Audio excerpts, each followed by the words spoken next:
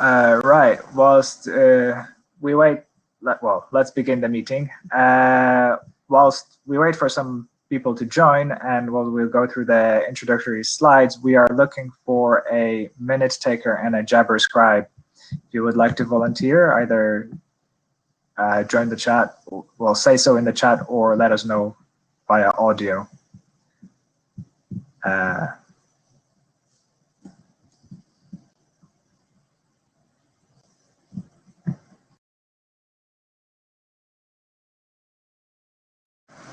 You're muted, Rod. The unmuting took several seconds. Otherwise, we may have to volunteer somebody. Yeah. So whilst people are thinking about volunteering, I'll go through the usual note well. Well, as seen on the screen. I'll give it a few seconds.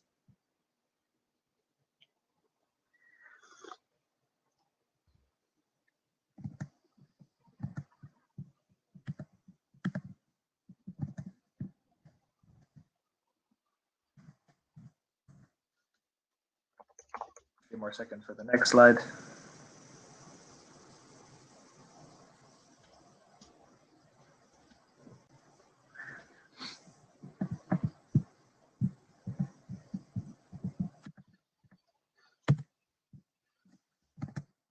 And the goals of the IETF.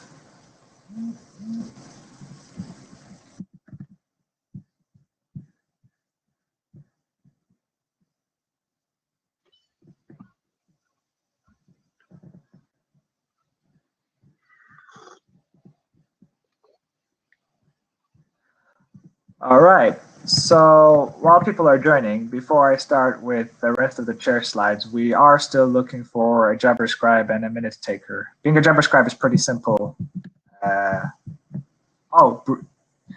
Bruno just says he doesn't see the slides. Does nobody see the slides, or do people actually see the slides?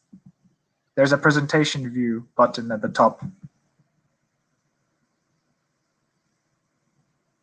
Okay. Well, for Bruno, there's a presentation button on the top, so maybe that's it. Anyway, we're still looking for Jabber scribe and minute taker volunteer.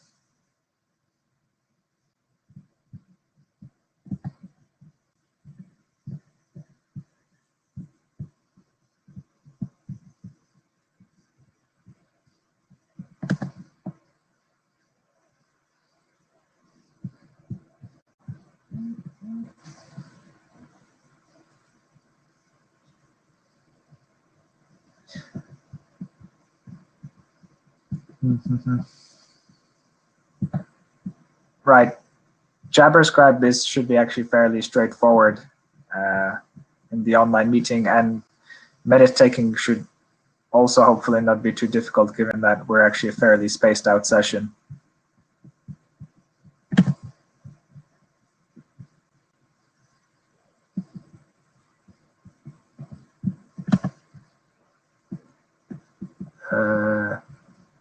Bruno, yeah. My mute and unmute button has extremely high latency, like in excess of 5 seconds. Bruno, you're asking to share the screen, which I don't think is what you wanted to do, is it?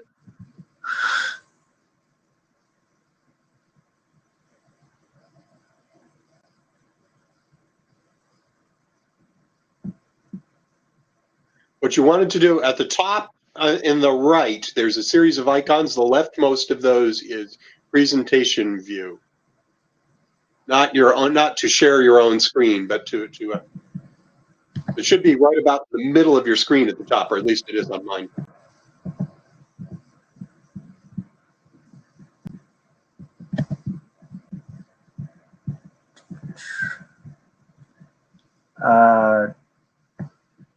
Nobody volunteering for minute taking? Shota can do it. Shota online. Shota, you want to be the note taker?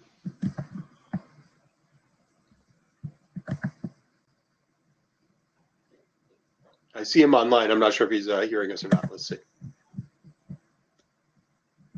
Can't see slides or Rodney or hear audio. That's interesting. Is there audio? I can't hear anything. Oh. Seems to be working okay for me. Yeah, some people do hear it because people do react in the chat to some of my questions. Weird. Let me just reshare the screen. See if that works.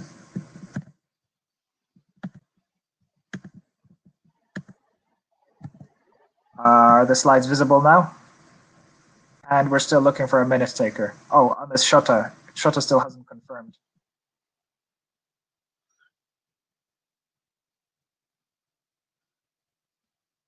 Okay. Bruno says he got it down. Good.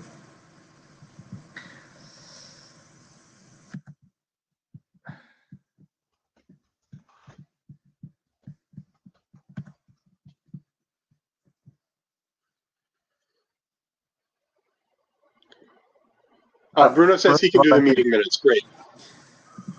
Then we need so we need a JabberScribe. Thanks, Bruno. Yeah, although JabberScribe last time wasn't was somebody just needs to monitor the chat screen. Okay. Thanks, Bruno. So if somebody does actually want to monitor the chat screen and then let us know if we're missing something, that would be great. Otherwise, I'll just move on. So the agenda for today is to spend the first 10 minutes on things like slides do not work, people not hearing audio, and other online issues. Hopefully we've got most of that out of the way now. We'll then go for a talk about measurement device independent quantum key distribution by Josh Slater. It says 20 minutes, but it will actually be 30 minutes. It's a typo. Then Chonggang will talk about the use case draft, and I will talk about the principles draft, and then we'll have an open flow. What's the status of the RG? Shortly after the July meeting, we basically around the time of our July meeting, the Department of Energy in the USA announced the USA blueprint for their quantum internet. And with Colin's encouragement, Rod and I wrote a blog post to promote the QIRG activities. The blog post is online. It's on the IETF blog. Links are in the slides. And yeah, it's still online. Well, it's still online, so feel free to share as well. And also, the fact that the USA has announced the blueprint for the quantum internet is quite exciting. It's clearly showing there's momentum in this field. So it's great to see that. Other than that, what's the current document status? The principles is basically almost ready for, was basically, I think, ready for last call, but we'll see today at the meeting. The use case draft is almost there as well. We'll be discussing some on that today. And there's 3 expired drafts, which are expired, but people do every now and then keep asking about them. And there is, they are of interest. It's just that they'll have to at some point be picked up again when somebody finds them interesting. Again. Other than that, this is my and Rod's proposal for what we will be doing subsequently, because 2 of the active documents are kind of being wrapped up. So we will rather focus now on education. We'll try to focus mostly on talks like the one that will be coming up from researchers on current topics. We might shift to fewer IETF meetings in favor of more interims, which are just shorter and more about just getting up to speed with what's currently being worked on. Although that is not to say that Internet Draft RFC work will stop. We can still keep doing that. That's going to still keep happening, and we'll still be meeting at IETF meetings. With that said, Rodney, do you have anything to add to that? Nothing in particular, just my helicopter flying overhead. Okay, so right. So I would like to also introduce our first speaker. Josh, would you like to share your slides whilst I introduce you? So Josh Slater, Dr. Slater, has been doing quantum mechanics for over 15 years now. He started in the area of quantum computing as a quantum algorithm scientist for Canada's D-Wave systems in Vancouver, and then the Institute for Quantum Computing in Waterloo. Afterwards, he decided to head to graduate school and made the switch to the quantum internet. In 2014, he finished his PhD in Calgary, Canada, performing several important experiments in quantum communications, quantum entanglement, quantum repeaters, and quantum cryptography. For example, the first field demonstrations of MDI-QKD, which he'll be talking about, Josh led the team of students that built Calgary's 3-node quantum crypto network. And after his PhD, he did a postdoc at the University of Vienna in Austria, where he worked on the interface of quantum sensing and quantum gravity. And so having had a whole range of experience in quantum, he joined QTech in the Netherlands, where he is a quantum scientist engineer leading one of the engineering teams focused on raising the technology readiness level of quantum communications and building quantum internet deployments. Let me now grant his screen, and I will let Josh do the talking now. Great, thank you, Wojciech. Thank you for the introduction, and good morning, everyone. Yeah, my name is Joshua Slater. I'm at QTech in the Netherlands, so it's about 6 a.m. In the morning right now, and this is my first time being at the QIRG or IRTF, or IETF, any of these sorts of meetings. So this is kind of exciting and fun to see what happens here. I was asked to give a little bit of a talk about MDI-QKD, and I said, well, what kinds of things in particular might this group of people be interested in? And I received a list of, I think, 8 or so different topics and questions. So, and a lot of them were more about quantum internet than MDI-QKD itself. So I decided to say a few things about quantum internet too. So Josh, you're not sharing video. I don't know if you intended to or not. So we have your slides, but we don't have the view of you. Sure. I don't know if that was up to you whether you want to share it. But I know your camera works because we saw it during the test session. Because you saw me earlier. I can share video. Here we go. There we go. Up to you. Good. Looks good. Thank you for the nice compliment. Okay, good. So what is the quantum internet? I guess everyone in here knows, but just to be clear, the quantum internet will be a quantum communication network that will exploit the properties of light. Whether or not you know about qubits, it doesn't really matter, as long as you know this is what we're trying to do, exploit the properties of light. And that's for a number of different reasons. For instance, there could be users that say, I have important documents and I want to authenticate it. There could be users that say, I have some particular chunk of quantum data and I want to get this into a quantum computer. That will need a quantum internet to do this. And there might also be quantum computers situated somewhere in the quantum internet. And these quantum computers might want to connect to other quantum computers, share entanglement, share quantum states for some kind of cloud quantum computing. And these are the kinds of people we imagine will be using the quantum internet. So that was a little why we want to build it. Let's start with something a bit fun, which is the top 7 facts, just so we're all on the same board here. The first is that the quantum internet will use quantum technology to provide quantum services to users. I think we all agree on this. The next one, which I hear sometimes, some people ask me if the quantum internet will replace the conventional internet. And of course, the fact there is no. Quantum will not replace the conventional internet, the conventional networks. It's only going to supplement it with new functionality.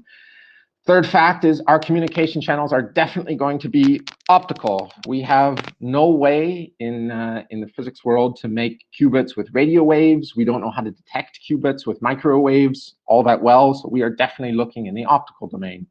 And we will definitely be using fiber optics. In particular, we need low loss, especially right now, low loss optics fiber optics between locations, typically something like 30 dB, with no conventional active elements between them. We can make just about everything that's needed for the quantum internet into 19-inch rack compatible modules. We do this for a number of our modules. Others are doing this as well. We are going to need infrastructure locations, and those infrastructure locations will have to be responsible for the support and for the security, for instance, the energy, for instance, cooling. If we are talking about security, which we'll get into a little bit later, then they need to be responsible for things like access controls and logging. And then there are some questions there, some open questions still, like what kind of specialized technology or specialized support can we expect from these locations, like dry cryo cooling or compressed gases? If you have opinions on that, I think it would be great to know these. Feel free to drop that into the chat. They can drop things into the chat while I'm speaking, right? Okay, Yeah. good. Yeah, great. Also, redundancy. We can build redundancy into the quantum network. I get asked this a lot. We can do this, though the best techniques haven't been explored yet. And the eighth, not really a fact, but there's really a lot of uncertainty still. We don't know who's going to be building the hardware for this. We don't know where it's going to be laid down. We don't know how much control is going to come from agencies like governments, for instance. And we also don't know how we're going to get to a full-blown quantum internet. Nevertheless, we have something of a roadmap that has been developed at various stages. QTech had a particular paper on this about 2 years ago, which in the way we lay out this roadmap is going from certain low-level functionality, like just point-to-point qubit transmission, and increasing quantum functionality over time. So we're down here right now, point-to-point qubit transmission. These are commercial products. You might be aware that you could buy these things, and these commercial products allow for things like quantum key distribution at the moment without end-to-end security. And that quantum key distribution is for applications in encryption, authentication, and whatever else you might use a key for. What is slowly coming out now, ready for industrial development, is multi-point to multi-point qubit transmission. So that is for things where you have a larger network and you can do end-to-end security across this network, still up to some distance limitations, which I'll get to. Again, for encryption and authentication, but other applications like password verification, position verification, there's a few other things. Then we know we have to be developing things like quantum entanglement and quantum memory. There are early field trials coming out in many locations, in particular in the Netherlands in 2021. And eventually, as quantum computers start to connect to the quantum internet, so there's really a large increase in functionality that physicists, engineers need to provide before we get up to this stage. But once we get up to this stage, just as quantum computers start to arrive, we start to gain access to things like blind quantum computing in the cloud, which will be a big application. That's where you can do processing, quantum processing in particular, without the actual quantum computer knowing what it is you're trying to process. All right, but there's a bit of a gap here, as you can see, which means we're kind of ready to roll out these things, but it's going to be some time before we hit up to more general purpose quantum internet. And so what we imagine is going to be happening is there's going to be two kind of distinct but similar types of quantum internets that are developed. The first one is quantum key distribution networks, which has end-to-end distribution of conventional crypto keys via quantum key distribution. There is some limited distance, limited quantum distance, and thus we need trusted nodes to forward information along. But we can largely do this with today's technology. And then later, and how much later is definitely an open question right now, there's going to be this second, the quantum information network with end-to-end distribution of entanglement for things like conventional crypto keys, but also running these algorithms on quantum computers. When we get there, when we have quantum repeaters, we'll be at unlimited distance, but right now we're still at very early field trials. Yeah? Quantum networks are emerging worldwide. To what extent this is everyone is aware of this, I don't know. As I said, there are commercial boxes available from companies in Switzerland, South Korea, China, and the UK. You can buy these things. they generally work up to 100 kilometers maximum, and thus they need, again, these trusted nodes. China has launched their QKD trusted satellite. It also distributes entanglement at very low rates. And they've been building this 2,000 kilometer network using multi-hop trusted nodes. That's going from Shanghai down here up to Beijing. It looks like a very nice long line, but it's actually composed of many individual trusted node hops along the way. Yeah. There are companies in the United States like Quantum Exchange also building 20 mile, I always want to say kilometers there, 20 mile long links between New York and New Jersey. And in Europe, we have organizations like the Quantum Internet Alliance or KIA. There's the Open QKD Consortium building testbed networks in various locations around Europe. And also in Europe, there's the Quantum Communication Infrastructure Initiative, or sometimes referred to as EuroQCI. A lot of people involved there. So people are building. I heard Wojciech talk about how there's a use case document. So I guess people are aware of the kind of applications that we're talking about, usually along the lines of secure data connection between two buildings. At QTech, this is our plans for the next about 3 years, the little quantum internet that we're going to be laying down. We're right now working on the Delft to the Hague link, with some of the hardware should be rolling out onto this link later this month or in December. And just to say, so QTech itself is a mission-driven institute, and our mission is to develop scalable prototypes of quantum internet with local quantum processors enable quantum communication. So we're more than just a research institute, and that's why we are specifically tasked with building setups like this. It's always nice to say something about your home institute. This is actually the campus of TU Delft. This was our very first, let's say, quantum internet deployment, where we had one user or node over here in the QTech buildings, and one user node, I think this is about 800 meters away, if I remember correctly, down in another building, and a central node provider over here in engineering. This was used for the first time ever demonstrating entanglement in an irrefutably proven way, no loopholes or anything like this. You can read about this in the 2015 paper. Yeah. And this is what we're working on right now. So that's the Hague to Delft link. We're going to have a central provider over here in another town. It's called Rijswijk. This is done in conjunction with KPN. Like I said, we should be deploying hardware in 2020. Just to give you an idea, this is what the hardware that's going into the end nodes here in Delft and in the Hague look like. They are 19-inch rack-mounted boxes all made by QTech, and inside is a combination of our own off-the-shelf optics and our own custom electronics and software. And then later in 2020, probably near the end of 2021, later in 2021, these end nodes are going to be upgraded to some quantum repeater prototypes. Yeah? Good. So I told you a little bit about QTech. I was then asked about MDI QKD in particular. So I want to spend a little bit of time in saying just some general things about quantum key distribution boxes, what they look like and what they do, before I tell you about MDI QKD and hopefully convince you that it's a good protocol to consider. And then if there's still time, I say a little bit about quantum key distribution networks. What might they look like? What might they do? So QKD in a nutshell. QKD, it will involve, say, something like transmitting devices and receiving devices to transmit and receive optical qubits over standard fiber. This is going to happen. These qubits will be detected immediately at some kind of receiving station to create quantum data, and this quantum data can be processed, post-processed into cryptographic keys.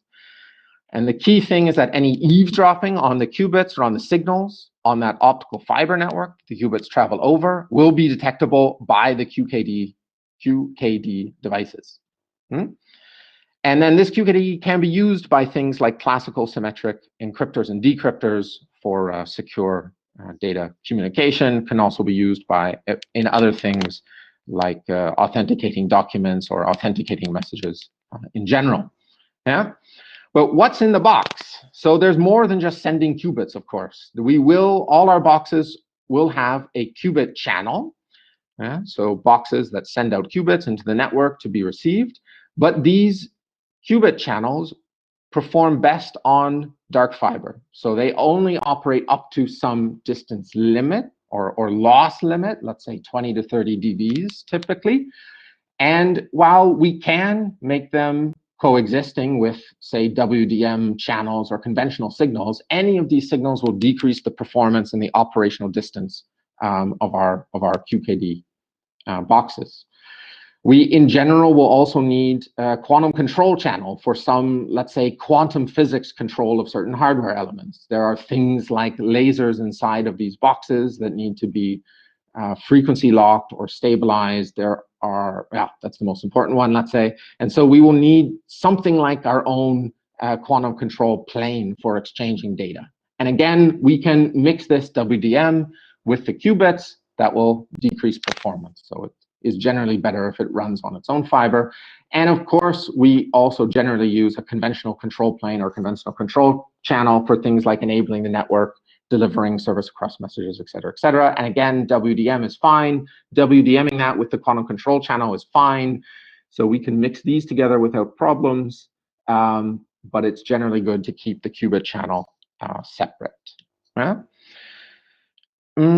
Trusted nodes, yeah, I'll just say, so trusted nodes, we need these because of this 20 to 30 dB limit. The way we get around that for people that want to service over more than 20 to 30 dBs is by essentially having an intermediate, what we call trusted node, which receives qubits, translates that to just classical data, and then translates that back to qubits, which sends over an optical fiber again to another receiving device. And what that means is that if you're using this trusted nodes for things like QKD or the exchange of cryptographic key, what that means is that your cryptographic key is visible for some time at this interface, at that trusted node. And so if you have many of these trusted nodes, well, you need to trust every single one along the path, and this could be a problem. But at the moment, that's the best we have for solving this distance limitation. Yeah. Another, or the first, let's say, big question that many of us in the field have been asking is, what exactly is the service we should try offering with QKD boxes? There are a few things that we often talk about. One is the idea of just offering people pure quantum hardware boxes. So we supply basically only transmitting boxes, receiving boxes, and we say, we can provide quantum secure keys via our boxes, but you're responsible for whatever you do with the keys, all the security hardware, the security software around the boxes. You're responsible for the fiber. This is one way we could go. There are talks about interfacing with particular software and hardware security providers so that we provide the actual application hardware as well. So we provide the encryption, we supply our quantum boxes and also things like encryptors, but still say, okay, user, you're responsible for the boxes, you own the boxes, you're responsible for the network, you run the network, but look, we supply all the hardware. And there's also talks with various organizations about maybe the best way forward is we actually offer managed services or something, operate something like an MSP, and we provide the entire secure communication network. We supply the fiber, the physical network, and we simply connect to users who request particular services of us. And then we accept their data and send it across our network. So this is an open question. If you have thoughts on that, also love to hear them. We have, aside for this, there's some other open questions that we generally have in the field as well, like what kind of quantum secret key rates will be expected of us. I know this depends very much on the use case and what services are requested, but at times even ballpark or order of magnitude estimates would be helpful for us going forward. We also generally don't know what quantum service, quality of service agreements should look like in the quantum domain. SLAs. We've had talks with organizations over what SLAs should look like for quantum in terms of things like priority, key lengths, availability. Security parameters comes up in quantum as well. What kind of certified security parameter we should have. And also, I think what's interesting is that all of this is likely to be pairwise defined. These are open questions.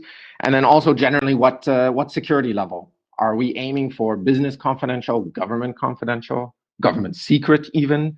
And this has important implications on how we as a community go forward with building the hardware.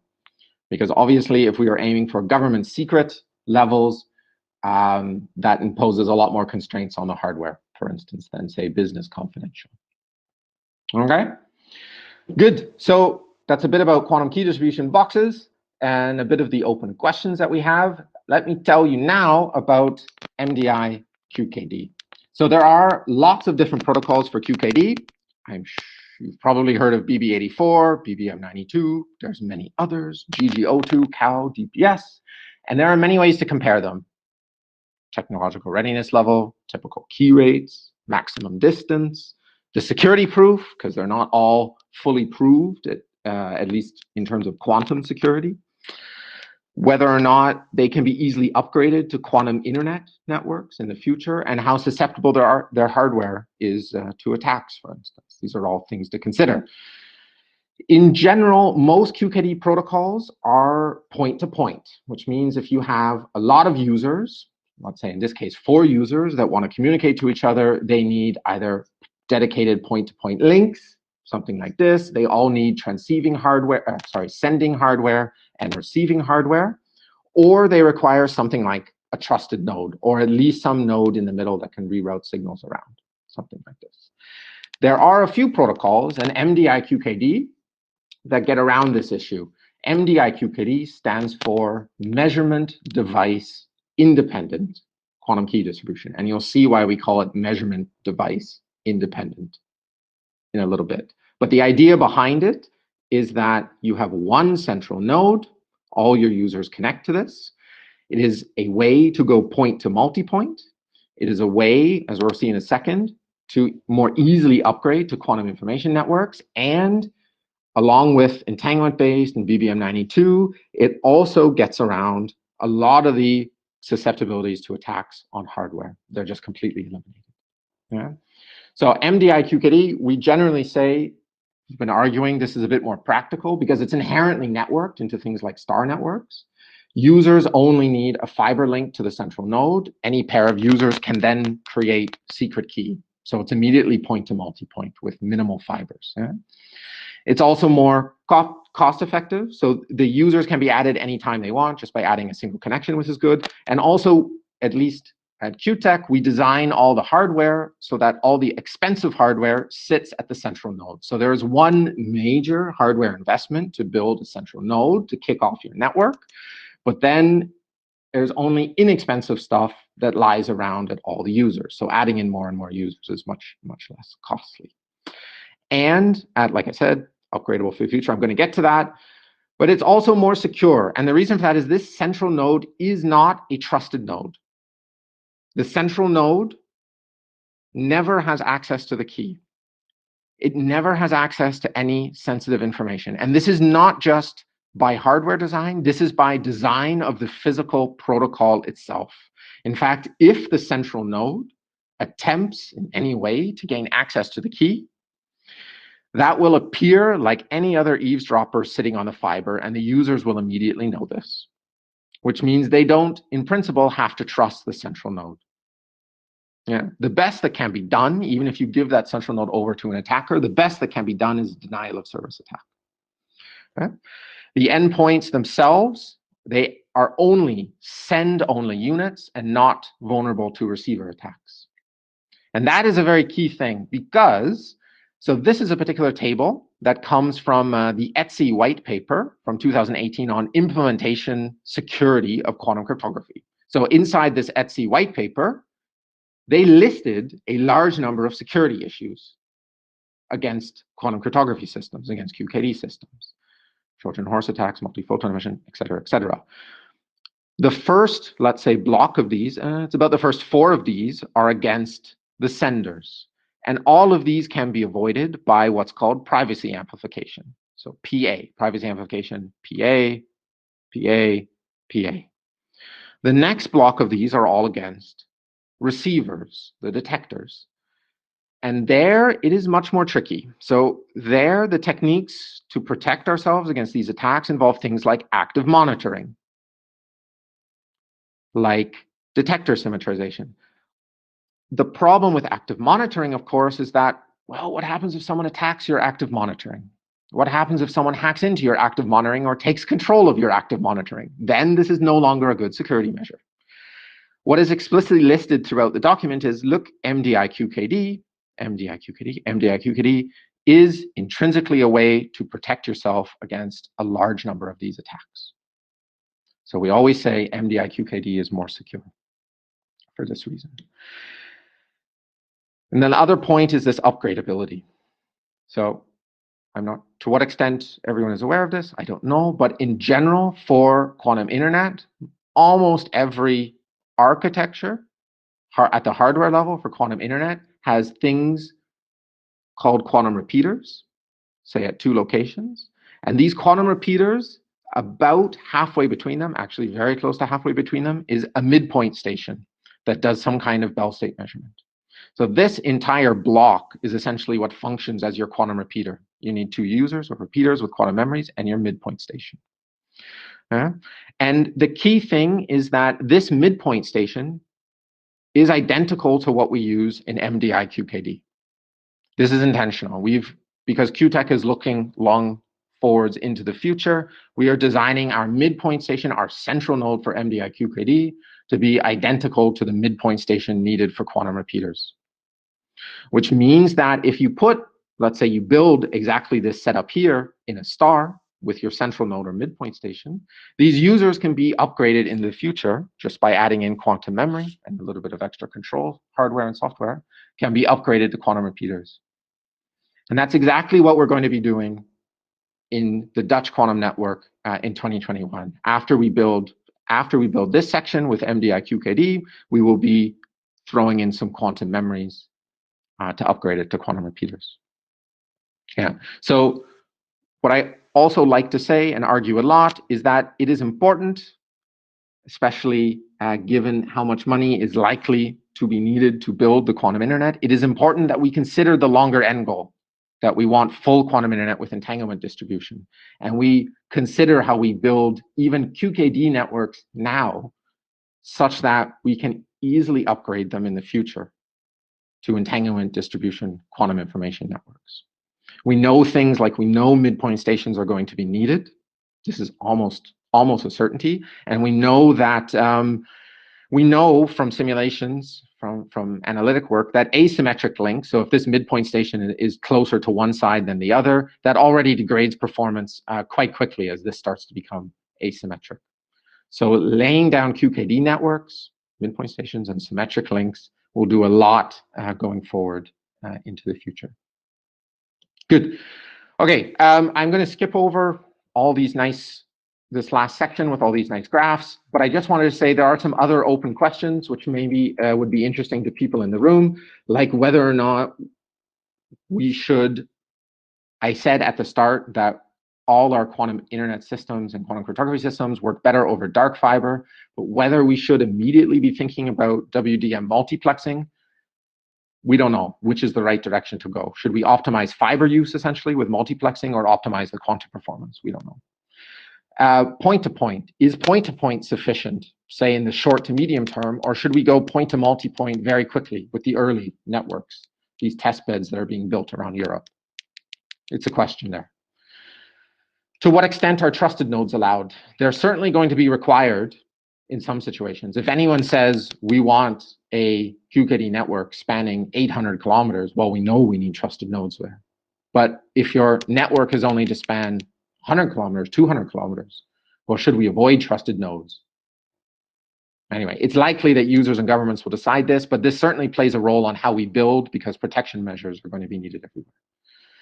We have questions, we talk about questions in terms of enrollment. How do we get more people into an existing quantum network? We want to avoid things like vendor lock-in, so I guess we need some standards at some point.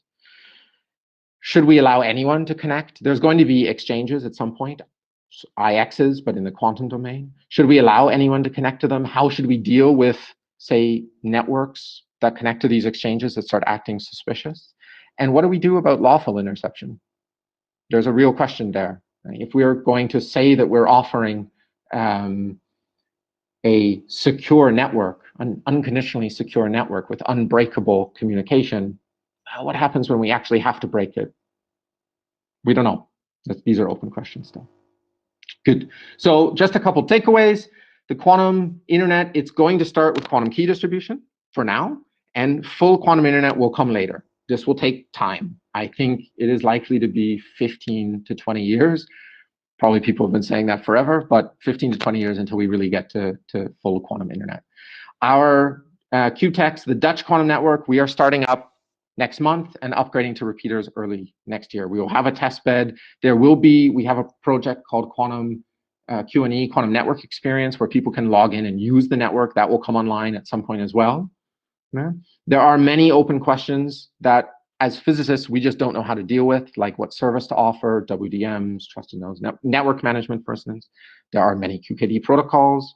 I will say again, at QTech, we like MDI QKD because of its better security, its upgradability, and we believe cost scaling. And I strongly believe we should be designing the physical topology for these networks now so that we can easily roll out quantum information networks when they come about. Right. If you want more information, this paper here in Science from 2018, this laid out the QTech roadmap for quantum internet.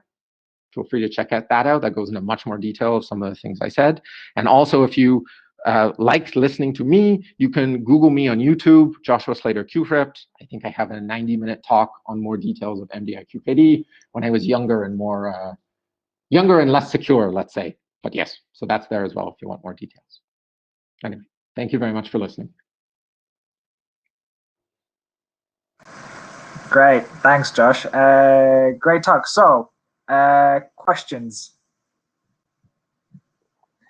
I actually see something on Jabber from Bruno.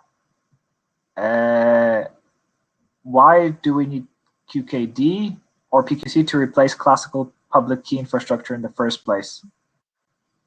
Yeah. Can you say something about that? Yep. I normally have some slides about this, but the issue is that when quantum computers come about, there is this Shor's algorithm, which will allow breaking a number of algorithms that are used in conventional cryptography. Not the symmetric encryption algorithms, but the asymmetric algorithms that are used for key distribution and key encapsulation. And so the problem becomes, when these quantum computers are about, if rogue governments or rogue agencies, people we don't trust, have access to them, if they will be able to break the current today public key infrastructure we use for key distribution, which essentially means they'll control the communication network, honestly. I've heard that from other people as well in security. And so we need some better techniques to protect that key distribution. And one way to do that is quantum key distribution. Great. We'll have time for one question. Somebody has one.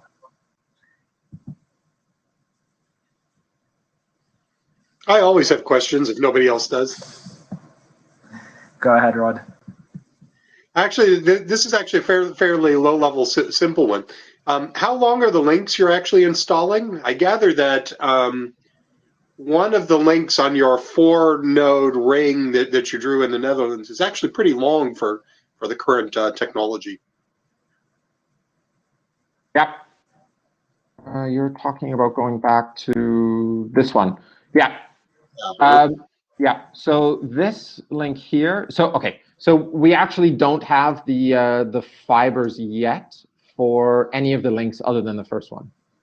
So the distance that this will be, or the loss that this will be, we don't know at the moment. Yeah. But at least this first link, Delft to The Hague, so this covers 20 dB. So it's, I mean, yeah, I say 20 dB because, of course, fiber that's in the ground is never a straight line. And of course, there are many connection points along the way that add in extra loss. So we at least know that this link is 20 dB. Yeah, our expectation is this one will also be 20 dB, and then these ones will more likely be longer, more loss. Yes, but we'll see. Thanks. Yep. Okay, great. So thanks, Josh. But whilst we switch over to the next set, which is Chonggang with his slides, if anybody has a question whilst we switch over, feel free to ask it. I'll stop your screen share, Josh.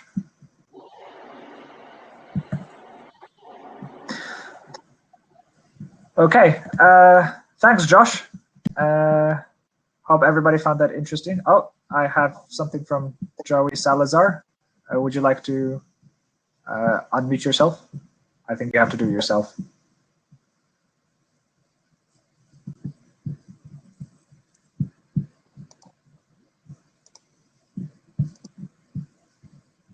I can't hear you, Joey.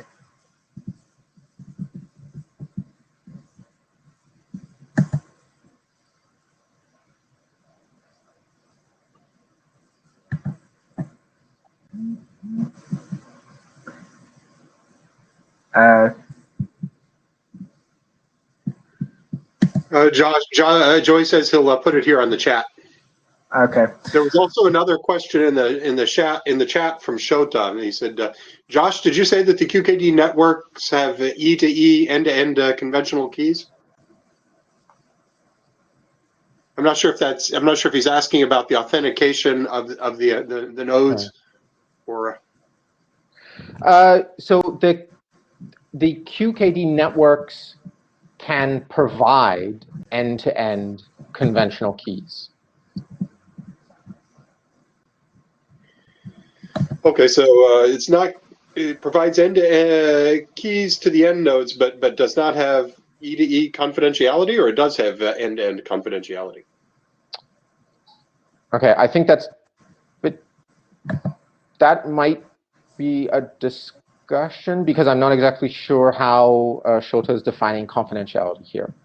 I mean, certainly there will be, it is known that it would be easy to see where the traffic is coming from at any given point, so you would know.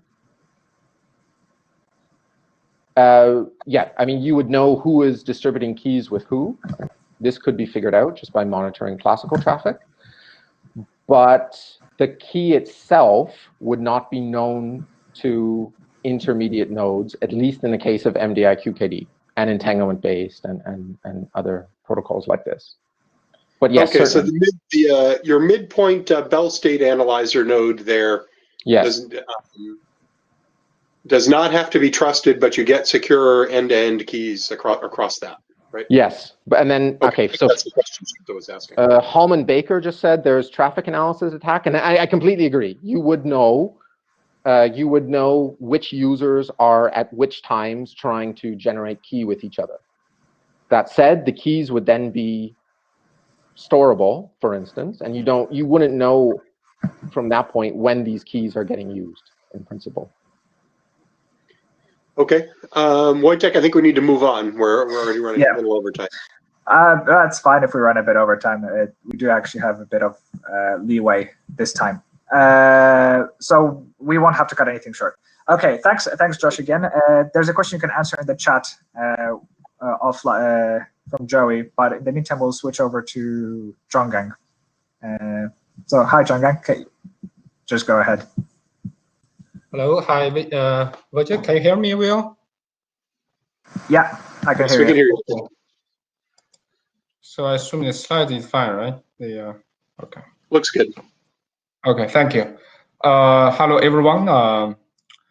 My name is Chonggang Wang. So today I'm going to share with you kind of a short presentation about the status and also the recent updates to our applications and use cases for quantum internet document. So basically want to share with you our major updates after last meeting. So maybe background. Hello? Sorry. Do you know that you're not sharing video? Oh, let me try. I'm sorry. If you don't want to, that's fine. But yeah. I guess I forgot. Let me try. Send video. Woohoo. There you go. Yeah, there you go. That showed up. Okay. Okay. Thank you. Yes. Let me come back. All right, that looks good. Okay. Thanks. Yeah, thanks.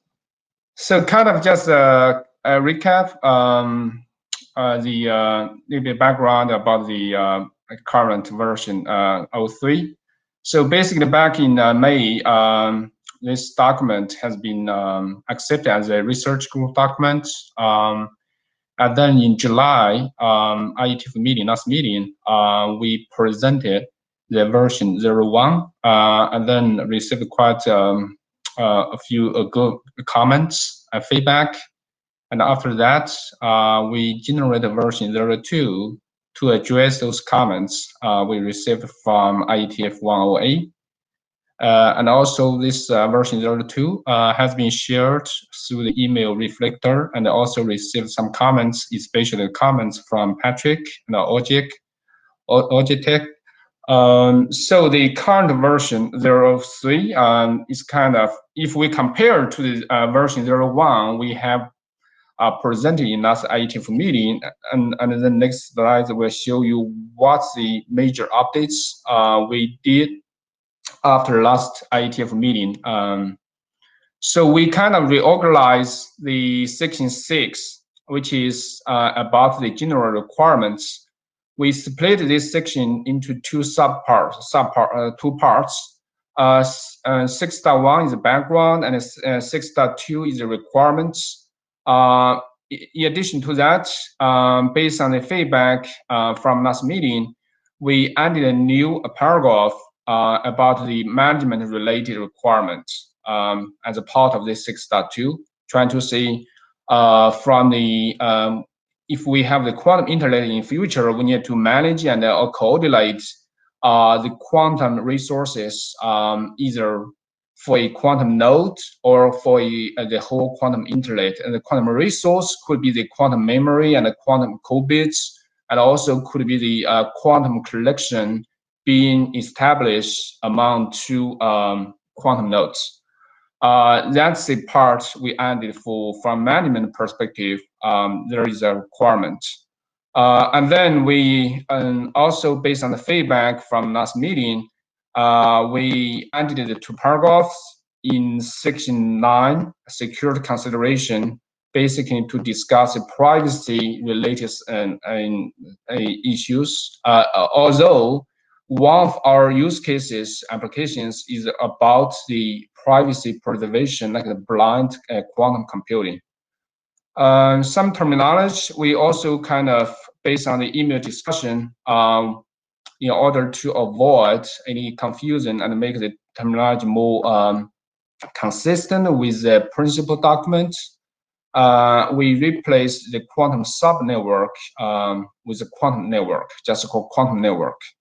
Again, there are some editorial changes throughout the whole document just to increase readability. I didn't put it over here in the slides. I saw that we already have discussed in the email, but overall, the three types of application or use cases being described in this document is one is based on the CoKD. We describe the secure communications based on quantum K distribution. The second application we call the blind quantum computing. The third one is the distributed quantum computing. That's kind of three applications being included in this document. So next step, these slides kind of I put together these slides like before the last Friday, and after that I received some very good feedback comments from Logitech.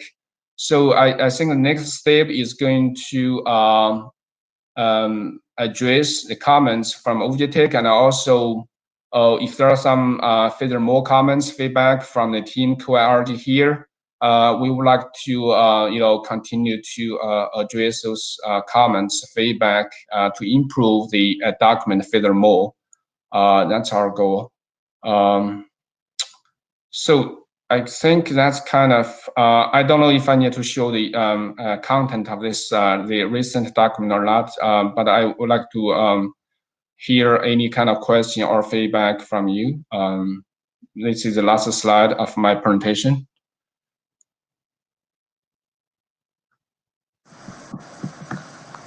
Great, thanks, Chonggang.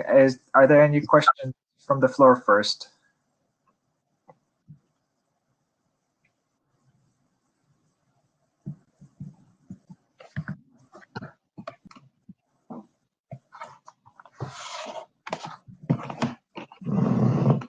Joseph, did you mean to enable your mic instead of your camera?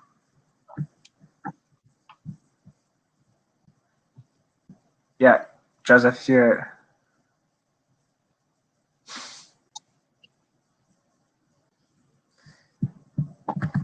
Okay. There are no questions at the moment. I have actually a question. So I wrote that email on Friday, and I don't know. I'm still a bit confused about your classification of control plane versus data plane applications in a quantum context. I find the distinction fairly clear when you draw your analogies in the classical context, but I'm not entirely clear what your definition of control plane is in the quantum context. Could you actually explain that a bit more, maybe? Okay, sure. Thank you, Logitech. Maybe I show that table. I'm sorry. I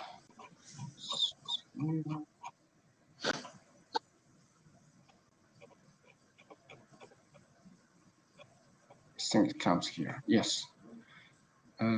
Can you see this table? Trying to Yes. explain. Okay, thank you. So here we're trying to do is use this. Of course, we have the text description. I saw this table, probably a little bit easier for us to discuss. So here we have the 3 columns here, like a classic internet examples in terms of control plane, data plane.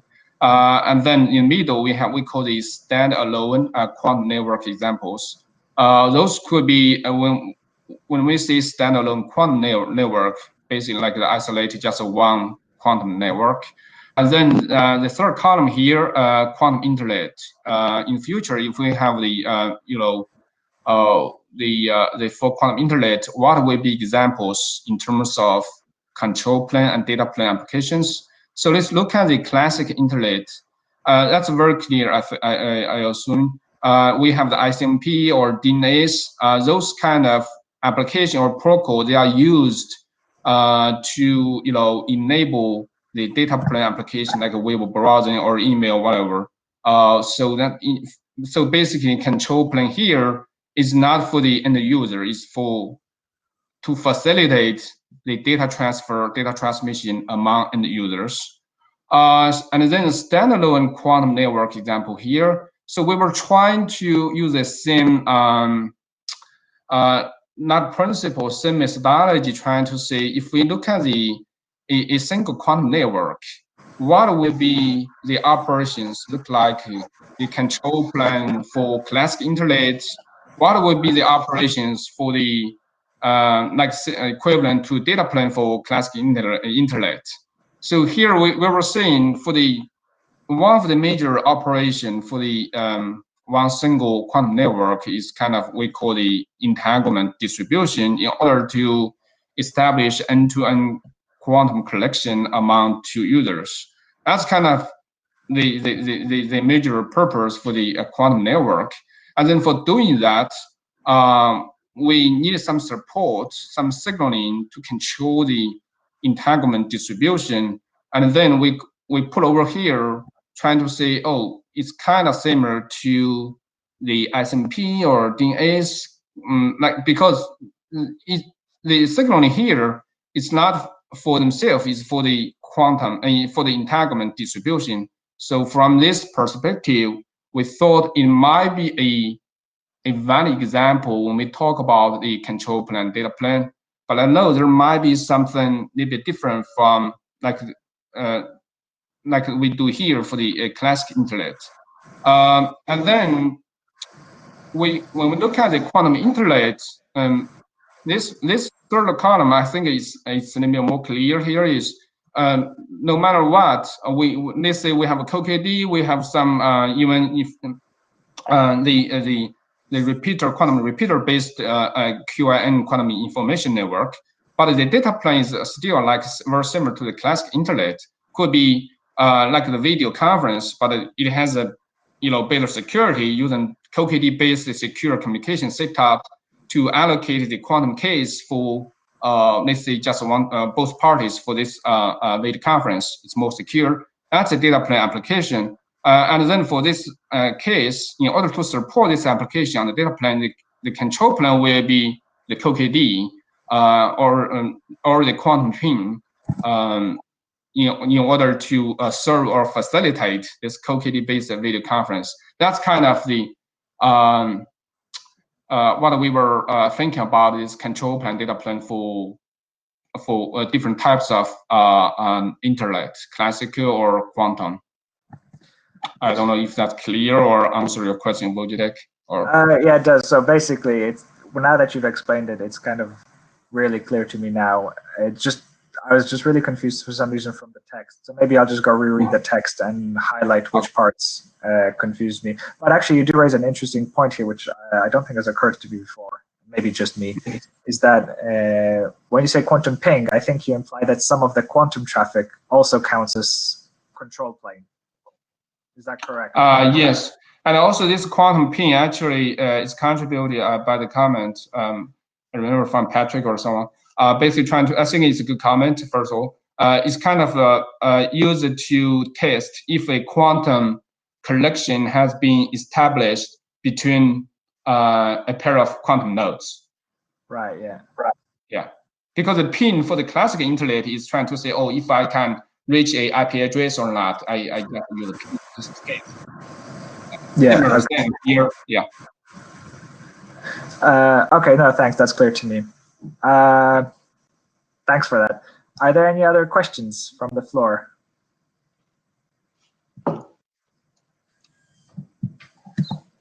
Something in the chat. This question might not be completely appropriate, but I was wondering, document for guiding the layman rather than a quantum expert. Also, should the distributed quantum computing section include an example of enhancement gained from distributed quantum computing? I don't know if sorry if I fully captured that or not. Could you? It's in the chat as well. It's also in the chat. If you just move to the chat window, the question might be easier that way. Okay, thank you. Let me see.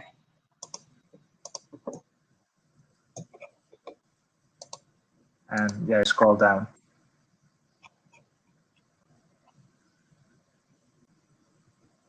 This one, right? Yeah. Please. I'm wondering if the goal is struggling for getting a layman. Also, should the distributed quantum section include example of the enhancement gained from I think this has two questions. For the first one, I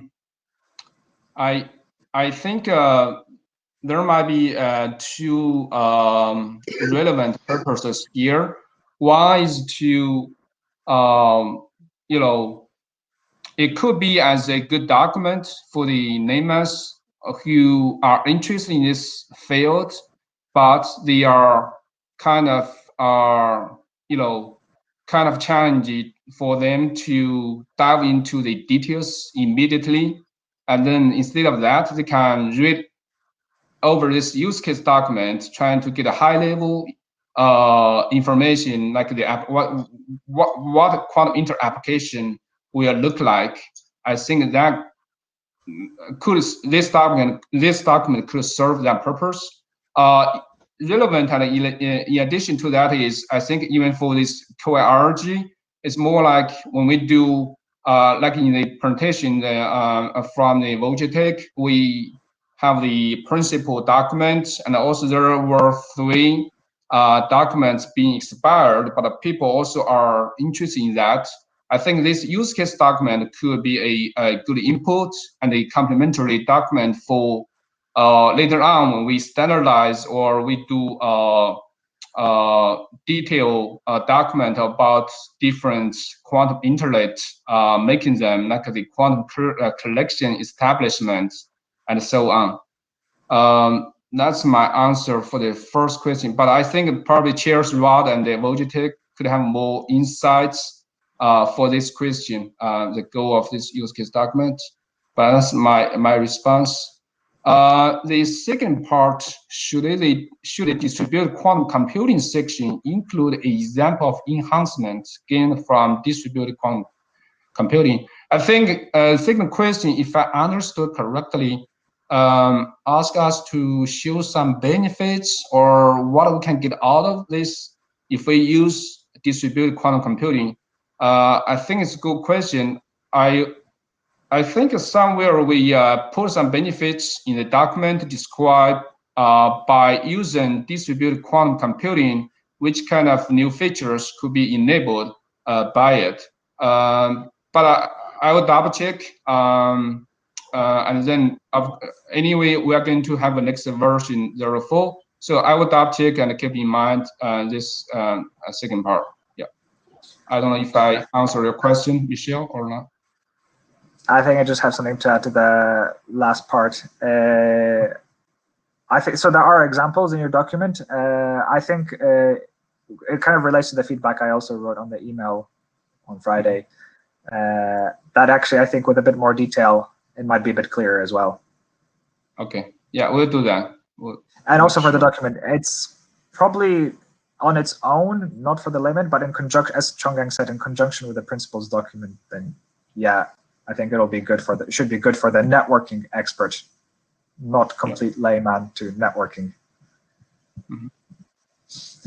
There's a question on the chat from Joey Salazar, if you scroll down a bit. Oh, also from Rodney, but I don't know, Rodney, did you have your question answered or? Not yet. Can you hear me? Okay.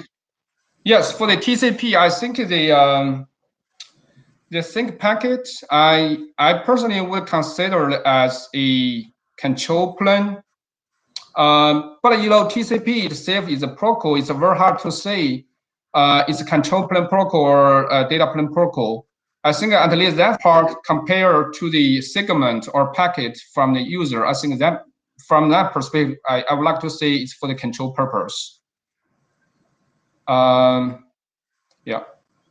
Okay, so in conjunction with that, I'm not sure why the third and fourth columns are actually separate. Why is there a standalone quantum network example and a quantum internet example? Why is the distinction of control plane versus data plane different for the two types of networks? So like these two columns, right? Yeah, we could merge them together. Here, the original idea here is trying to see if we have a standalone quantum network, it's not really starting to support large-scale quantum applications yet.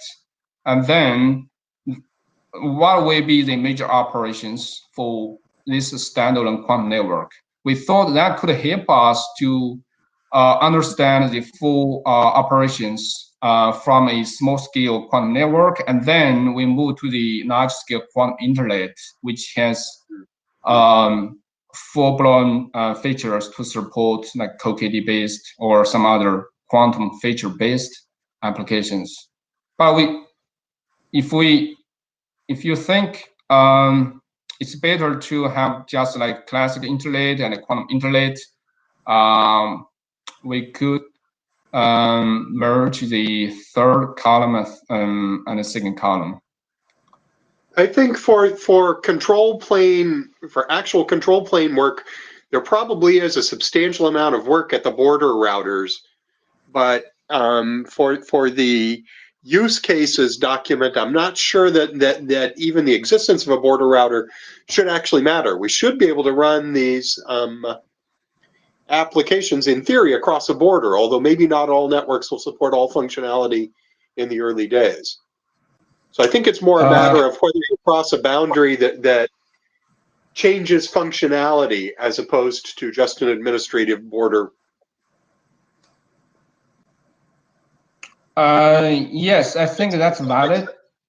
That's valid from the use case perspective. I think that's valid. We kind of not to touch like the structure or the term you use, border router related or dependent.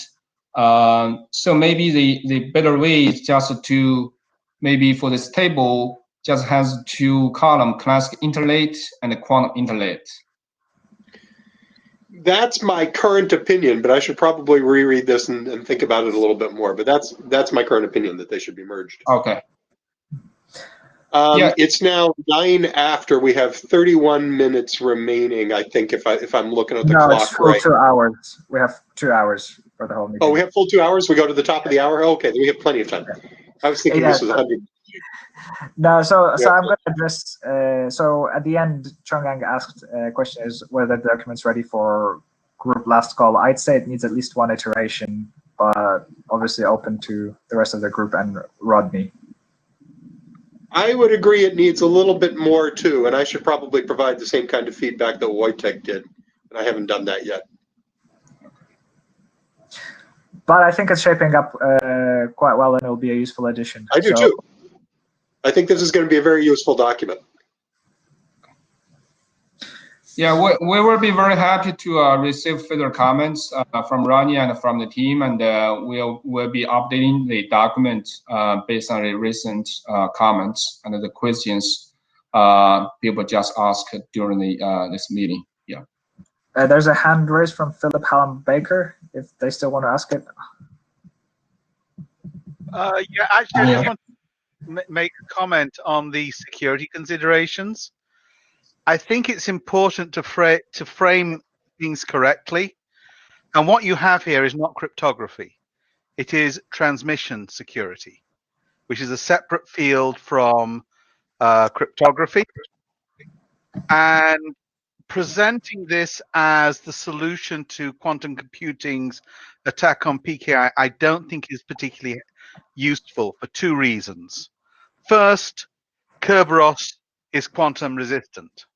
You know, we've got a 45-year-old system that is actually a key distribution system that is resistant to quantum cryptanalysis. The second reason is that communication security is what the field is able to do today. You know, if you look at the breaches that are happening today, they're not communications breaches. You know, TLS is taking care of that, IPsec to a lesser extent. The problem that we have is securing data at rest. And none of what I'm seeing here is presenting me with tools that's going to secure data at rest. So it's interesting work, and I think there's a valid use case for a quantum internet, but framing it in terms of you're going to solve the problems of the security world, I don't think is helpful.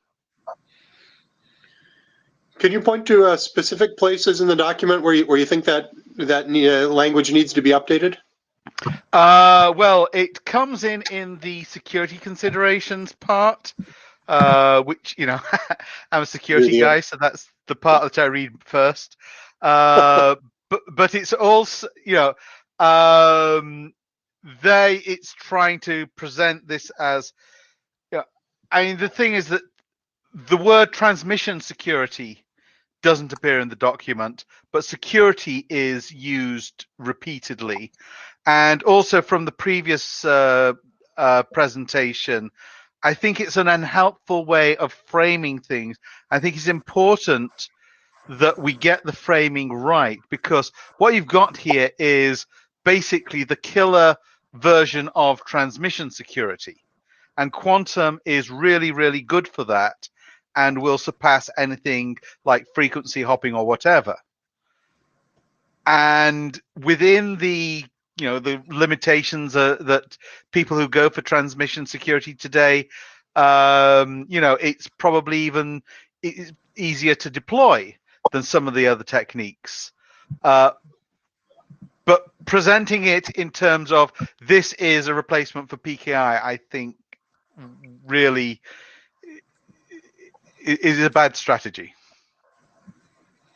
This conversation probably becomes long, but do you think PKI or PQC does that actually protect data that's at rest? Or is that also in transmission security? There are techniques that are being developed that are looking at data at rest, specifically my work, which is threshold key infrastructure. So yeah, I mean, like, PKI isn't ideal for data at rest. You need to extend it a bit by splitting up the keys, but it's still PKI. It's PKI on steroids. Sorry, what did you call yours? The not key Threshold fragmentation. key infrastructure. Threshold.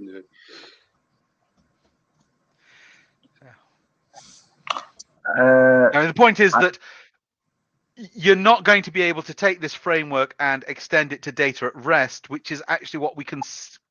That's what people are really being concerned about with quantum and doing things like all that stored data, the data that we encrypt today that we want to keep secret. That is what is really scaring us. Because, you know, if I encrypt a top secret or compartmentalized security document, it has to be secure for 30 years.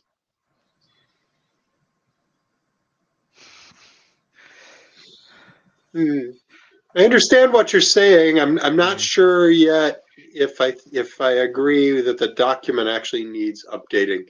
It does talk about secure communication setup. Well, it's a question of being clear about the types of security that you're providing. So you're providing transmission security. Right.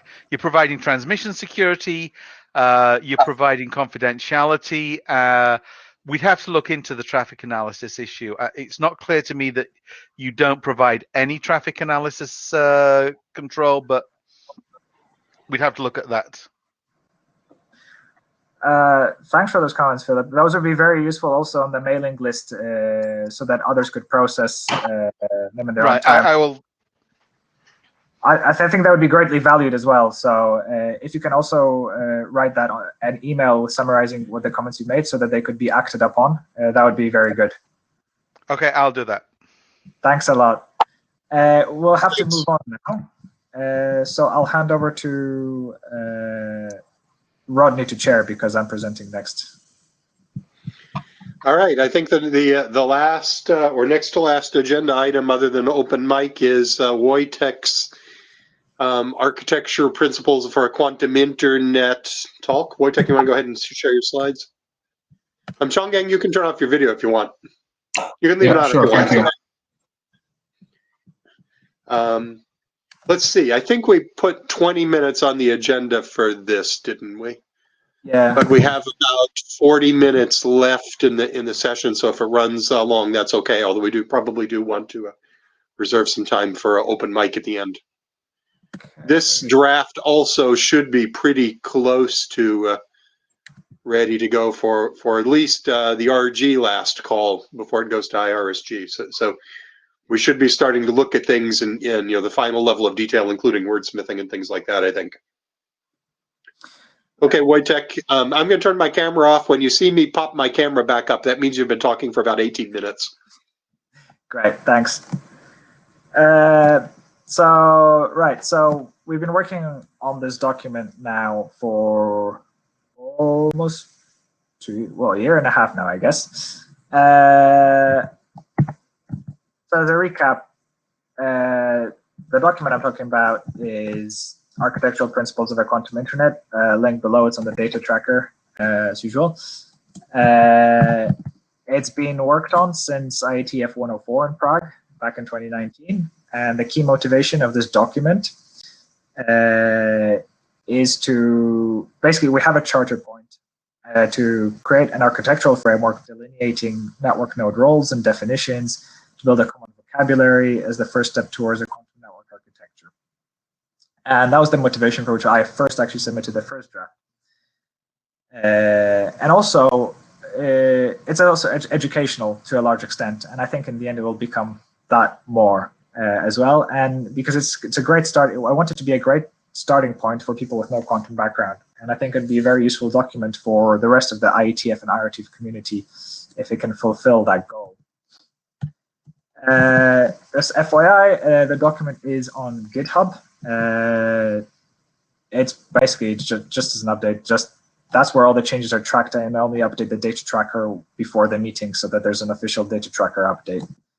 But I will generally just update GitHub in between. Having said that, if it's approaching near completion, that will be not happening as often. I wanted to actually do a bit of also, I guess, showing off like what I've seen. The document has actually been cited. Well, it's been cited primarily by people affiliated to the authors or the authors themselves, but I found 2 papers that are actually citing the internet draft that were not affiliated to any of the authors. So I found that actually quite interesting, given that this document was not written or presented at academic conferences to be cited. So it's actually also a good argument to actually expedite publishing it as an RFC, given that internet drafts are not a permanent record.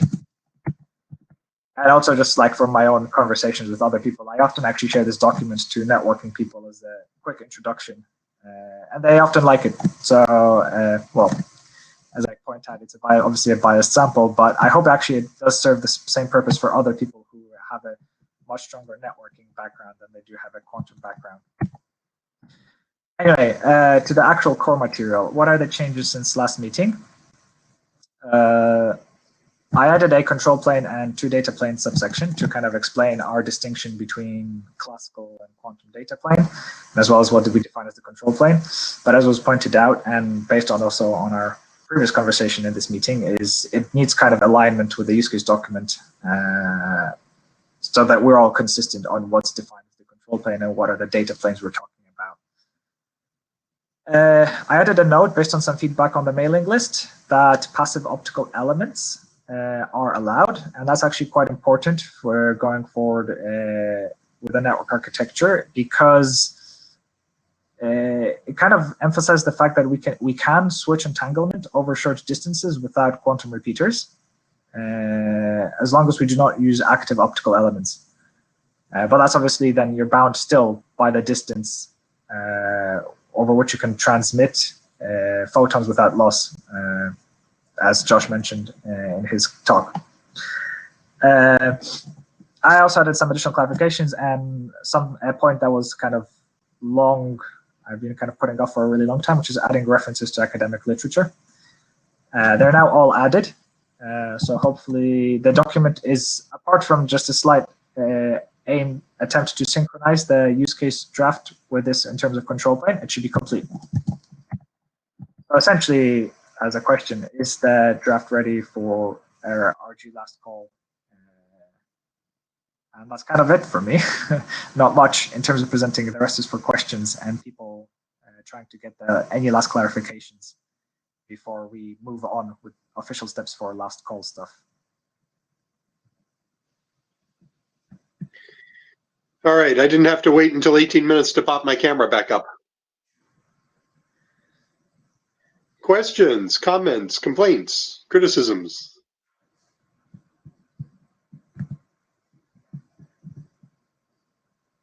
Advice, agreements, arguments?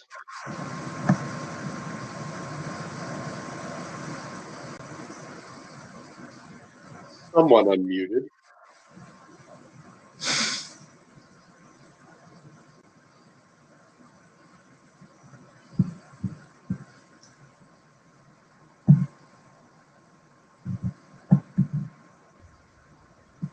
Anyone?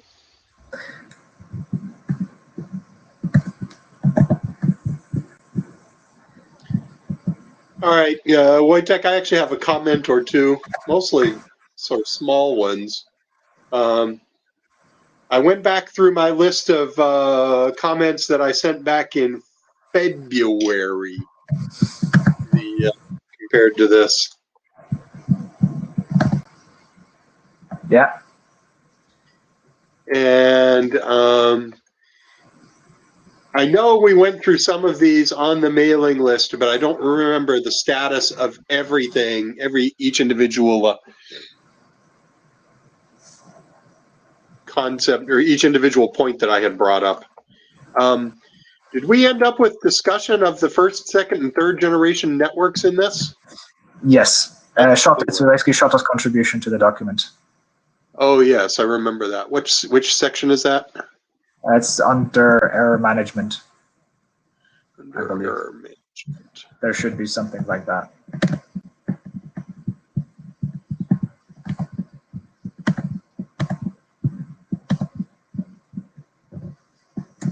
Error management 4.4.3.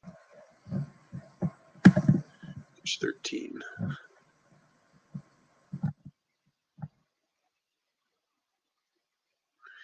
Quantum error correction. I'm trying to load it so I can also share the screen with others, but it's going very slow on my end. The couple of paragraphs that are here are fine, but it doesn't really. Well, yes, it does. Yeah. First generation, second generation, third generation. It's here. Error management schemes. Okay. The other specific one I had was actually kind of minor wordsmithing stuff. I didn't particularly like having tomorrow in the title of one of the subsections. You talked about support for tomorrow's applications. In 10 years or 20 years or 30 years, what counts as tomorrow? Kind of white, I like tomorrow's vague. But yeah, that can be modified. There's a suggestion on the mailing list. Happy to change that.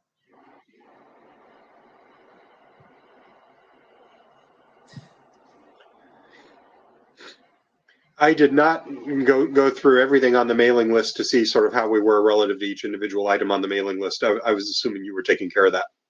Yeah. I kept track of all that. I think I've addressed all the issues.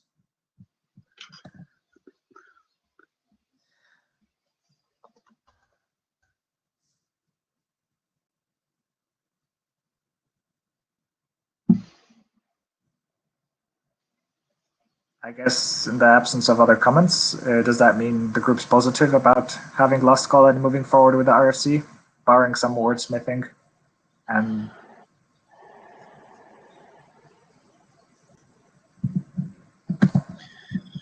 one thing I do think we should do before we declare either one of these ready for last call is we should actually sit down and read them in parallel and make sure the two of them don't disagree in any substantial either technical or terminology basis. Yeah, I've read them both, but with days or weeks between readings, and so I haven't tried to actually do that. Yeah. Well, I guess perhaps because I did say in this presentation that there still needs to be alignment on the control plane, which addresses your thing that these documents should be consistent with each other. Perhaps let's keep this question of last call for the mailing list rather than answer it right now, because I still need to update that control plane section at least, or at least make sure it's consistent.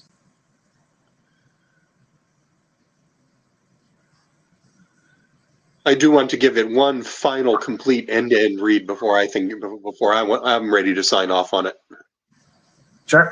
But that's on me as both an author and as the chair.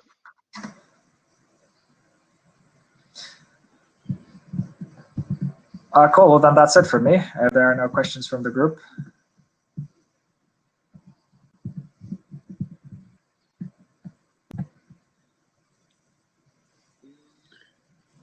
Anyone else?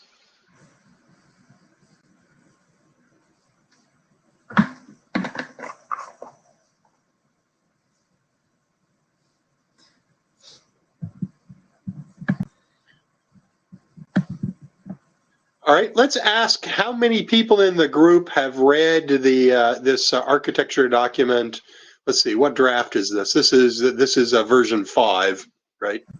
How many people have read either draft 4 or draft 5? How about we use the show of hands tool? So allow should be a way to do that. I don't know exactly how to do that. Yeah, so there's, okay. I'll ask the question and see how this works. I'll just ask how many people have read the architectural principles draft? Or are you specifically interested in the version 4, version 5? Well, I think it's probably good to ask how many people have looked at it relatively recently. I think the update between 4 and 5 was not huge, so I think either 4 or 5 is probably good enough. But some of the earlier ones, there were some pretty drastic changes between 00 and 01 and 02. Okay, so let's see how this works. Oh, I've just asked the question, and I guess now participants have to raise their hand or not raise their hand. Show hands tool. I think for those who are looking for it, I don't know how it shows up to other people. Yeah, it shows up to me, okay.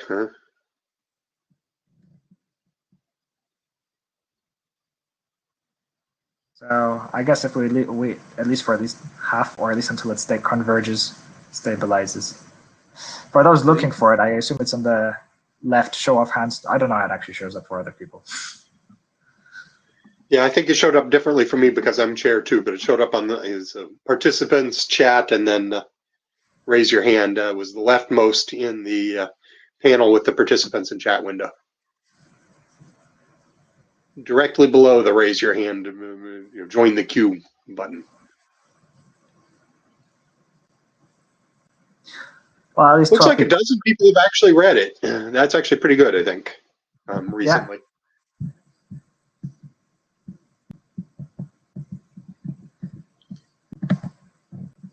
Okay, well, so about that many. Let's take it for, well, this can stay on whilst we discuss it. 12 people have read it, so I don't know. Diego and let's see. Diego and Joey both said that they read it and found it useful, and that they like it. Thanks. Yeah. Cool. I'd say if we've had a dozen people actually read it recently, then we've had sort of a good set of eyes on it. But I do want to give it one more complete read next to the other one before I'm ready to sign off. Sure, sounds good. I'm not in a particular rush, but yeah, hopefully maybe before the next actual IETF meeting that we do attend. Well, I would actually like to see it sent for a last call and sent to the IRSG within the next couple of weeks if we can achieve that, because by the 1st of December, we're moving into end of the year mode where people's distraction level gets high. Yeah. Shall we move on to the open floor then, or is there anything else that you want to say on the? That's all I had on the draft. Cool. So the last item on the agenda is open floor, which I guess is an opportunity for everybody to ask any questions they have. Like, I think all questions about the quantum internet should be askable. Also, opinions on what the QIRG should do next in light of, wait, let me actually share my initial slide for the next steps that I proposed. Let's see. Josh is still here also, so if anybody has questions going back to the first presentation on MDI, we can also go back and talk about those. So if anybody has any suggestions of other than what's kind of currently on the screen of the next steps for the QIRG, opinions, and also just any questions, they can be technical questions as well as to how does quantum stuff work, etc. Groups meant to be aimed for collaboration, and kind of education is part of the collaboration. So yeah, so open floor.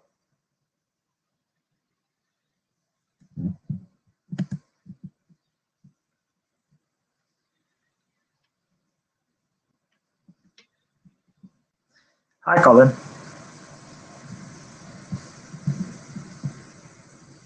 Hi, can you hear me? Yes, I can hear you. Good, good. So unfortunately, I missed the beginning, but I was wondering if prototyping and testing was one of the next steps. To try and validate some of the ideas in the drafts in experimental implementations. That's actually a really good question for either Josh or Wojtek. Is you guys are actually building a network, and does your implementation actually conform in some useful fashion to the architecture document? Yes, thanks, Colin. That's a great question. Yes, so Josh, basically, as he said in his talk, there will be a first link up between Delft and The Hague by the end of this year. It's going online. So that is one example. More practically, in terms of how something that directly feeds off from QIRG work, then yes, next year. So Josh also mentioned that next year we're upgrading to quantum repeaters. And yes, the protocols we are implementing over there are inspired by all the discussions that have been happening here. I recently uploaded to the archive an article of the network layer protocol that we will be implementing on the actual setup, for example. And there's also a link layer protocol that has already previously been published.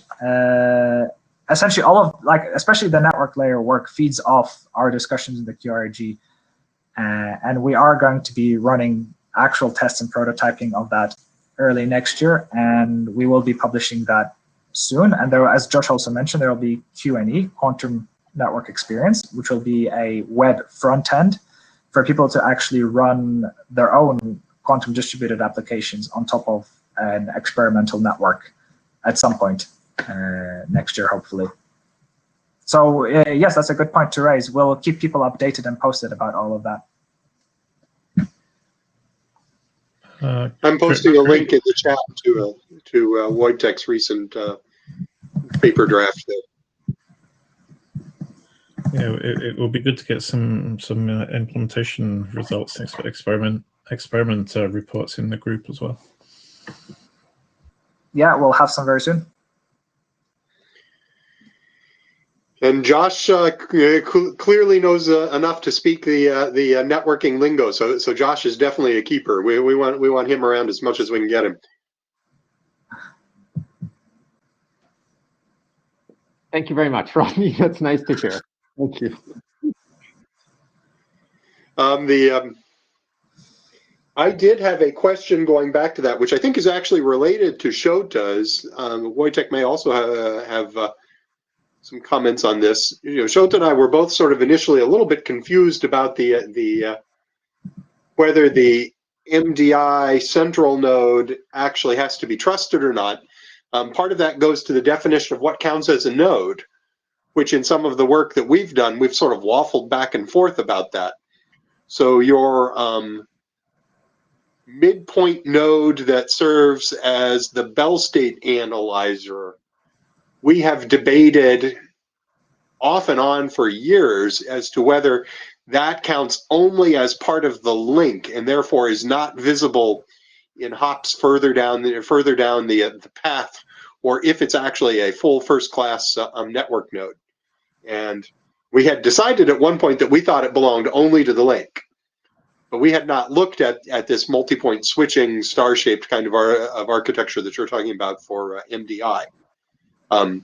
More recently, for some of the work that we've been doing on graph state quantum repeaters, which we haven't published yet, we have decided that the Bell state analyzers need to actually be pretty sophisticated and need to participate in the end-to-end communications. So our opinion on whether those are nodes or whether they're nodes that are visible at the network level or whether they're just part of the link, our own opinion about that has changed in the last year or so. I don't know if either of you wants to comment on that. Right, so you're saying the midpoint should be active participant in the network now? Or some more explicit? Yeah, Bruno also commented on that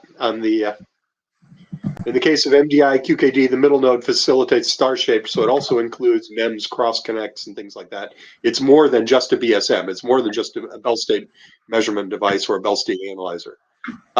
Yes, for MDI, I think it is, and also for the graph state-based repeaters, which we haven't talked about yet at all in QIRG at all, but I think for both of those cases, the Bell state analyzer probably has to be a full-fledged network that participates in routing and security and appears in the network topology and all those sorts of things. Whereas, a year ago, our opinion was that it shouldn't. And speaking as an individual, running our own research group. Josh said in the comments here, he also believes that the midpoints and center nodes should be active participants because it's acting to bring point-to-point, point-to-multipoint functionality. Yeah, so the MDI use case actually brings that up pretty clearly to how important that is in that respect, I suppose. Yeah, the way my thinking has been going is that the Bell measurement station, the midpoint, is so especially the star networks that MDI QKD will work on, and Josh showed. I find, to an extent, an analogy between local area networks and layer 2 networks and what can be achieved with such a midpoint station, where we have a kind of local area network around a single Bell state measurement station where we can have multiple end nodes connected to one. And the switching is done by the Bell state measurement in the middle. And this involves no entanglement swapping. Well, it does, but no quantum repeater entanglement swapping. Just that midpoint station. And then when we want to go beyond these local area networks, we need proper quantum repeaters with quantum memories, which can perform an entanglement swap on a stored qubits. And that's kind of closer to what we know as layer 3 network layer networks. So I do actually agree that perhaps the midpoint, well, not perhaps, I do agree that the midpoint is an active element and will draw analogies to local area networks. And in fact, most realistic deployments, early deployments, might actually be just multiple end nodes around a single midpoint station. At least practical deployments, talking about experimental deployments, will probably be a single central station and multiple end nodes. Okay. Other questions? Anybody have another topic they want to bring up? Can one cascade midpoints? Can one cascade midpoints? You can certainly cascade optical switches if your end-to-end loss is low enough, but the endpoints with the measurement devices themselves, or sorry, the midpoints with the measurement devices themselves, probably not. Yeah, the way I understand the question, I'm going to say no, because you need very good synchronization between the two end nodes using the same midpoint in order to. Kiriti extended the explanation a little bit. If A, B, C connect to MD1 and MD1 connects to MD2, and then MD2 connects to DEF. So no. In this current hardware, the MDs only receive, right? So your connection between MD1 and MD2 there, it's only going to receive. But if you put node G in between MD1 and MD2, then you would have a large network with multiple hops, and then you're doing multiple hops of MDI, where you have multiple memories involved. Josh could probably answer that.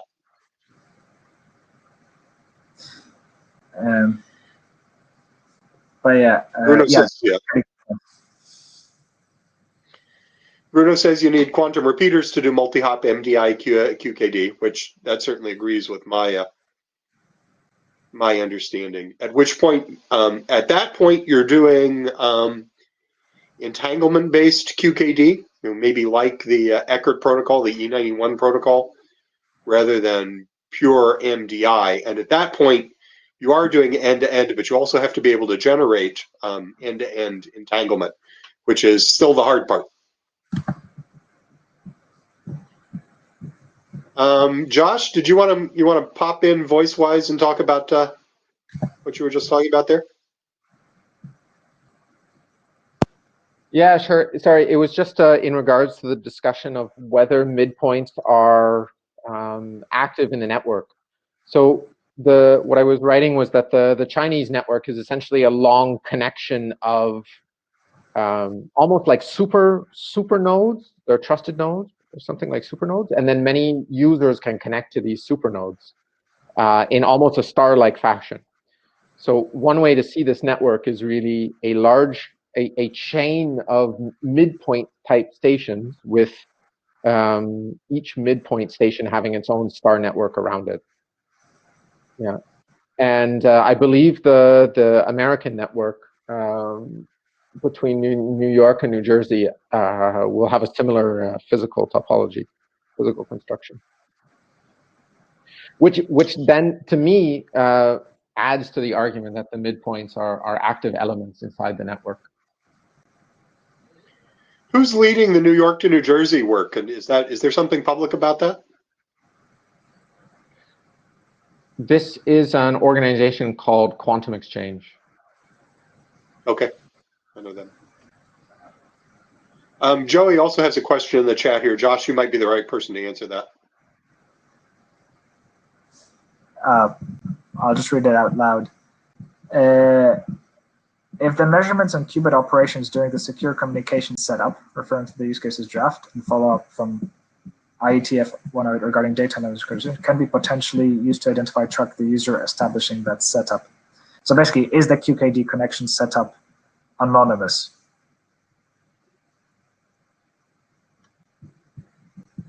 I would say, well, it's as anonymous as normal control plane traffic, to be honest. It's actually not, unless you protect it. Yeah, no, it's not anonymous, unless somebody corrects me. It would be interesting to try to build something anonymous on top of it, but the most obvious implementation, I think, is not. To get anonymous communication, I think, so for quantum key distribution, I think it would be difficult to build anonymity on top, but there are other applications which do distributed quantum-based applications which do guarantee anonymity. But we have to go beyond quantum key distribution networks into quantum information networks. And they go into this is beyond my expertise because it's application level for quantum. But there are things such as like anonymous transmission in the quantum domain, where you can transmit quantum data without your receiver actually knowing who it was transmitted from. So there's scope for much more anonymity, but it's beyond quantum key distribution.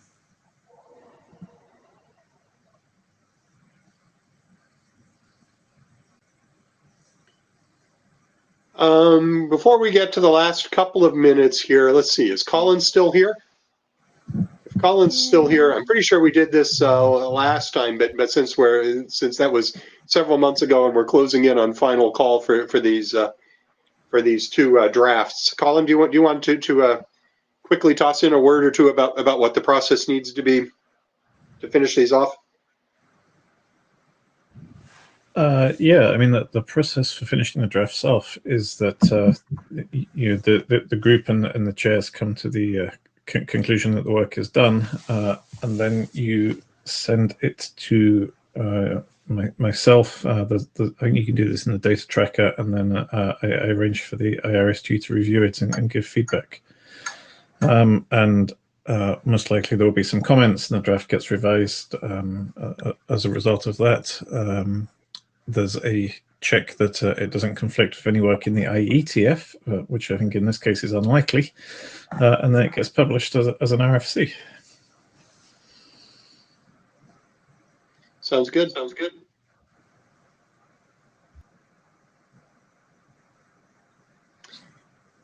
Any other comments or questions? We've got about 10 minutes left if we want to use it, or we can give people an extra 10 minutes to break before their next session.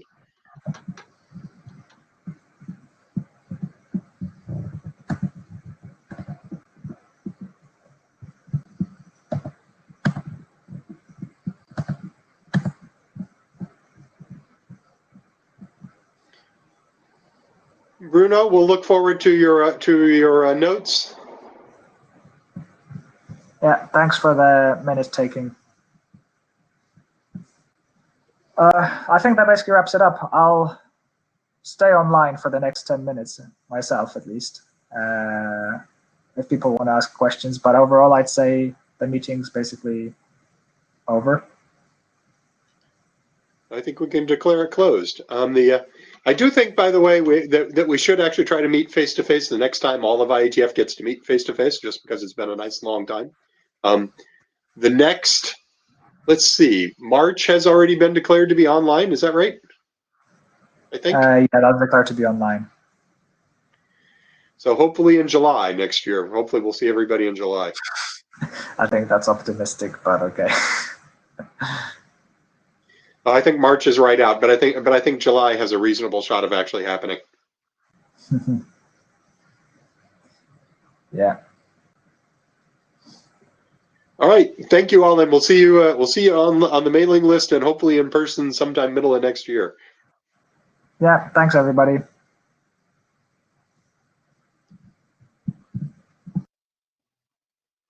Thanks, Wojtek.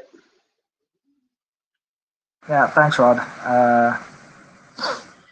And thanks, Colin and Josh, and everybody who contributed. Bye, all. I'm stepping out. Bye.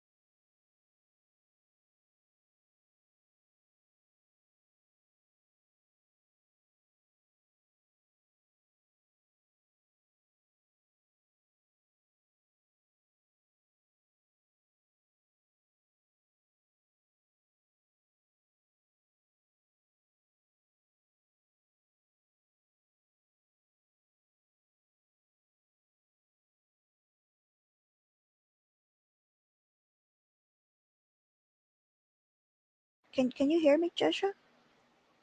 Still no? I can hear you. Now you can hear me. Okay. Thank you. Just wanted to check.